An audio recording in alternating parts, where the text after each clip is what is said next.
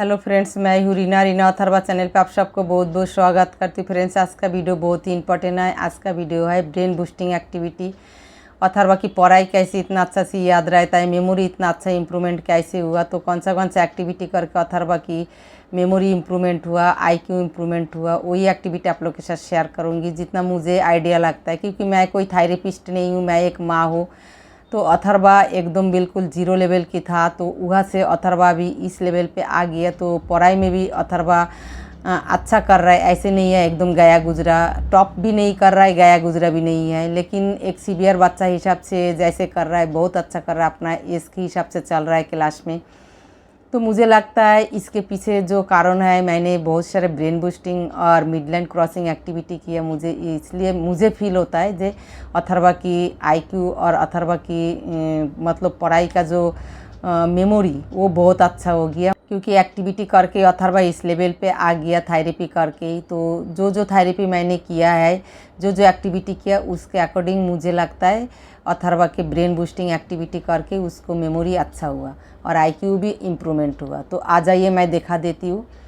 और सबसे इम्पॉर्टेंट बात है, अगर कोई पेरेंट्स मेरे साथ पर्सनल कांटेक्ट करना चाहता है, डिस्क्रिप्शन बॉक्स में मेरा ईमेल आईडी, फेसबुक, इंस्टाग्राम का लिंक है, वहाँ से मेरे साथ डायरेक्ट कांटेक्ट कर सकता है। और जो मेरा चैनल पे नया है, वो शुरू से लेके लास्ट तक की वीडियो देखिए और काम कराइए। और जो स्टार्टिंग वाला पेरेंट्स है, जिसको पता नहीं है कहाँ से हम शुरू करें एक्टिविटी, तो गोल्डी मम्मी चैनल पे 1 नंबर से लेके 50 नंबर तक की एक्टिविटी आप कर सकते हैं।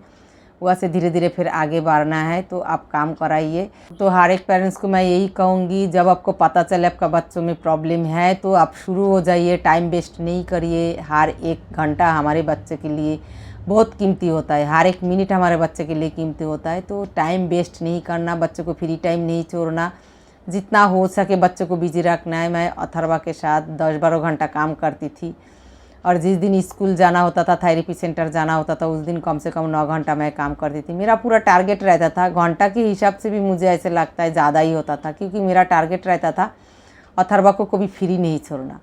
तो हमेशा यही टारगेट रखना है, किचन में काम करने के टाइम भी गोदी में लेके, क्योंकि अथर्वा छोटा था, मेरे लिए इजी होता था। अगर बच्चा बड़ा हो जाए तो फिर बच्चे को काबू में लाना, बच्चों के साथ एक्टिविटी करना, बच्चे को अपना पास में रखना बहुत मुश्किल हो जाता है। इसलिए जब आपका बच्चा छोटा है, अगर आपको पता चले, आप टाइम वेस्ट नहीं करिए, शुरू हो जाइए चैनल देख के काम करना। थेरेपी सेंटर भी आप जा सकते, अगर आपके घर के आसपास कोई थेरेपी सेंटर नहीं है या आपका फाइनेंशियल प्रॉब्लम है, तो यूट्यूब चैनल फॉलो करके भी आप काम कर सकते हैं। बच्चे को जितना ज़्यादा बिजी रखेंगे उतना अच्छा रिजल्ट मिलेगा।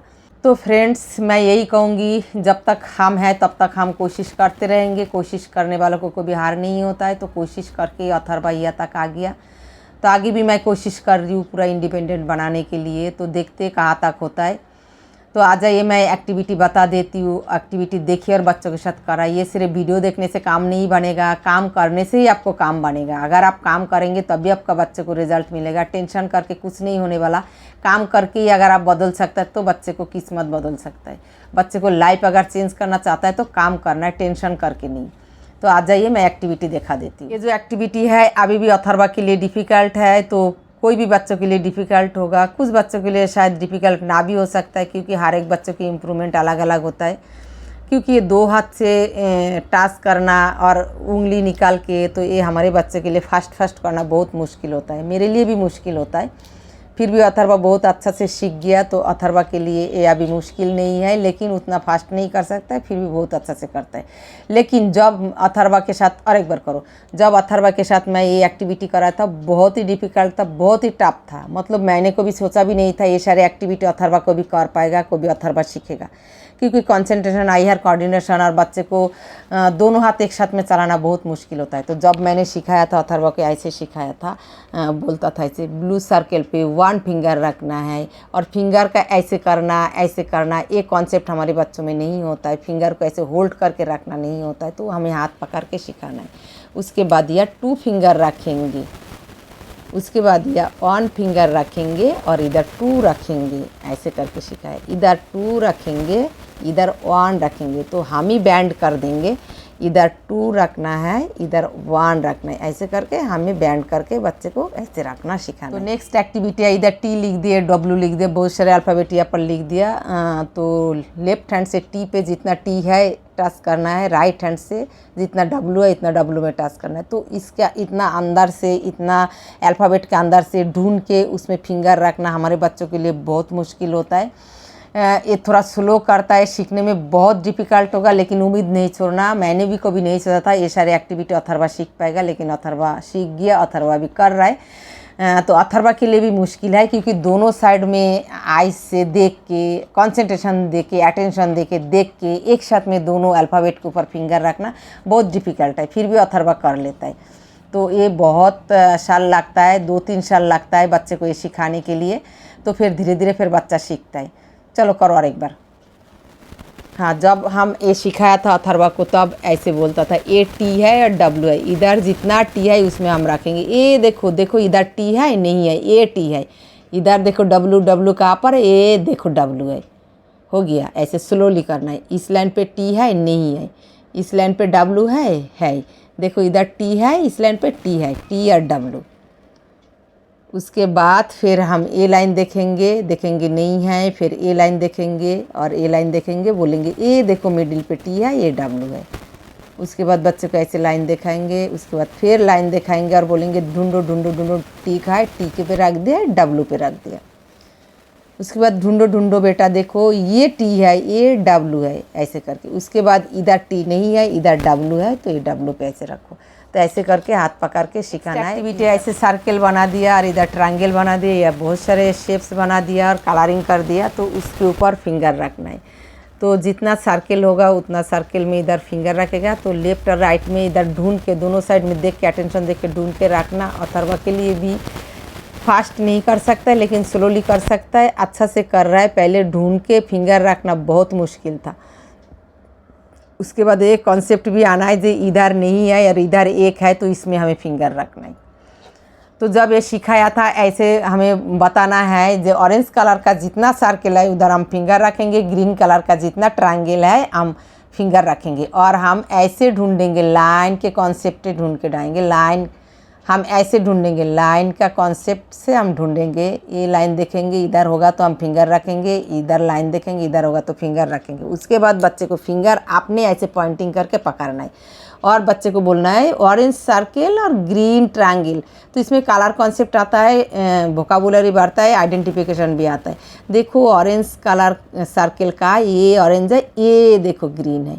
फिर हम इस लाइन पे ढूंढते ढूंढते ढूंढते, ये देखो ग्रीन ट्रायंगल, ऑरेंज सर्कल, इधर और नहीं है बेटा। इसमें हम देखते देखते हाँ ये मिल गया, ये देखो ट्रायंगल। फिर इधर हम ढूंढते ढूंढते ढूंढते, ये देखो ट्रायंगल और सर्कल। तो ऐसे करके बच्चे को आप हाथ पकड़ के सिखाएंगे तो बच्चा सीख जाता है। उसके बाद बच्चा जब इधर एक फिंगर रखेगा, इधर नहीं है, तो बच्चा कंफ्यूज हो जाता है। दोनों ऐसे खाली जगह में कभी हाथ रखेगा, कभी दूसरा सर्कल में हाथ रखेगा, लेकिन नहीं, तब हम ऐसे करेंगे, बोलेंगे इसमें नहीं है बेटा, इसमें नहीं रखना, इसमें रखना। सबसे मुश्किल होता है इस एक्टिविटी में, जैसे फिंगर नंबर है, ऐसे नंबर देख के फिंगर रखना है। तो फिंगर को ऐसे करना है, ऐसे करना है, ऐसे करना मुश्किल है होता है। तो 3 है, 3 फिंगर रखना है, 4 है, 4 फिंगर रखना है, 1 है, 1 फिंगर रखना है, 2 है, 2 फिंगर रखना है, 5 है, 5 फिंगर रखना है। तो ये सबसे डिफ़िकल्ट होता है बच्चे को सीखने में, क्योंकि कलर फिर भी ढूंढ ढांढ के, जैसे इसमें है ना, कलर ढूंढ ढांढ के बच्चा सीख जाता है, लेकिन ये कॉन्सेप्ट नहीं रहता है बच्चे को। तो 3 है तो हमें 3 फिंगर ऐसे करना है, 4 है तो हमें 4 फिंगर ऐसे करना है। तो ये बहुत मुश्किल है, लेकिन नामुमकिन नहीं है। अथर्वा सीख गया। अथर्वा और एक बार फास्ट फास्ट करो। थोड़ा फास्ट करके दिखाओ ना मामा को। Very good. हाँ, तो ऐसे करके जब हम सिखाएंगे ऐसे बढ़ेंगे। ये नंबर क्या है, 3 है, तो ऐसे करके हमें फिंगर को बैंड करना है। 3 फिंगर है। ये नंबर 4 है, हमें 4 फिंगर बैंड करना है। बच्चा ऐसे रखेगा, फिर हम ऐसे करेंगे, थाम को बैंड करो, 4 फिंगर रखो, 4 के ऊपर 3 फिंगर रखो, 3 के ऊपर। तो ऐसे करके करना है। ये 1 नंबर है, 1 फिंगर रखना है। ये 2 नंबर है, 2 फिंगर हम बैंड करके सारे फिंगर 2 फिंगर रखेंगे इसके ऊपर, 1 इसके ऊपर रखेंगे। उसके बाद इधर देखो बाबू 2 है, 2 फिंगर हम रखेंगे। इधर देखो 5 है, ये 5 फिंगर्स है। तो ऐसे करके हमें रखना सीखना है। उसके बाद जैसे ये 1 है और इधर 3 है, हम ऐसे करेंगे 3 फिंगर। तो जब बच्चे को ऐसे फिंगर पॉइंटिंग सिखाना है तो पहले आपको फिंगर को ऐसे करके पकड़ के पॉइंटिंग सिखाना है। 10 टाइम होल्ड करना है, 1 2 3 4 5 6 7 8 9 10। जब आप छोड़ देंगे देखेंगे बच्चा ऐसे होल्ड नहीं कर पाता, ऐसे छोड़ दिया। तो ऐसे करके कंटिन्यू 1-2 साल प्रैक्टिस करने के बाद बच्चा सीख जाता है। बच्चा 3 साल के या 2 साल के आप ऐसे शुरू कर दीजिए, 1-2 साल के अंदर बच्चों को ये कॉन्सेप्ट आता है। धीरे धीरे परफेक्टली नहीं आता है लेकिन आता है, थोड़ा बहुत ऐसे कर लेगा ऐसे करके। तो आपको करना है, काम करते रहिए, पेशेंस रखिए तो बच्चों की इम्प्रूवमेंट होगा। तो वीडियो कैसे लगा? वीडियो अगर अच्छा लगे तो लाइक शेयर सब्सक्राइब ज़रूर कीजिए, कमेंट करके ज़रूर बताइएगा। और ये वीडियो शेयर ज़रूर कीजिए, उस पेरेंट्स तक पहुंचना चाहिए जो घर बैठ के, जिसके आसपास कोई थेरेपी सेंटर नहीं है, घर बैठ के काम करके बच्चों में इम्प्रूवमेंट करा सकता है। और जिसका फाइनेंशियल प्रॉब्लम है वो भी चैनल देख के काम करके बच्चों को इम्प्रूवमेंट करा सकता है। तो आज या तक नेक्स्ट वीडियो में फिर हम न्यू एक्टिविटी के साथ मिलते हैं। Tata bye bye, thank you so much. Tata bye bye, thank you so much.